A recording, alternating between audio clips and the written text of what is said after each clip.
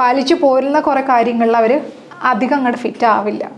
അപ്പോൾ ആദ്യമൊക്കെ അത് അക്സെപ്റ്റ് ചെയ്യാൻ ഭയങ്കര ബുദ്ധിമുട്ടായിരിക്കും. ഒരു എക്സാമ്പിൾ, സ്കൂളിൽ ഒരാള് ഡയറക്ഷൻ പറഞ്ഞ് തുടങ്ങുകയാണ്, 10 പോയിന്റ് ഉണ്ടെന്ന് വെച്ചോ.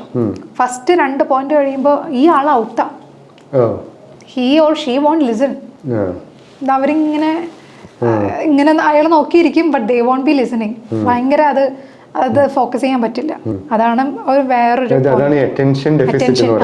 അതായത് അവർക്ക് അത് ഫോക്കസ് ചെയ്യാൻ താല്പര്യമില്ല. പക്ഷെ അവര് എങ്ങനെയെങ്കിലും ഇത് ആരുടെങ്കിലും കയ്യിൽ നിന്ന് ഡയറക്ഷൻസ് കണ്ടുപിടിച്ചെടുക്കും. മിടുക്കന്മാരാണ്. പക്ഷെ എന്നിരുന്നാലും അവരുടെ ഒരു പെർഫോമൻസിൽ ഉറപ്പായിട്ടും അവർ ശ്രദ്ധിച്ചില്ലെങ്കിൽ അത് ബാധിക്കപ്പെടും. കാരണം ഒരാള് ഒരു 10 times വർക്ക് ചെയ്യേണ്ട സ്ഥാനത്ത് ADHD ബ്രെയിനുള്ള ആൾ ഒരു 1000 times വർക്ക് ചെയ്താലേ ആ റിസൾട്ടിലേക്ക് വരുള്ളൂ.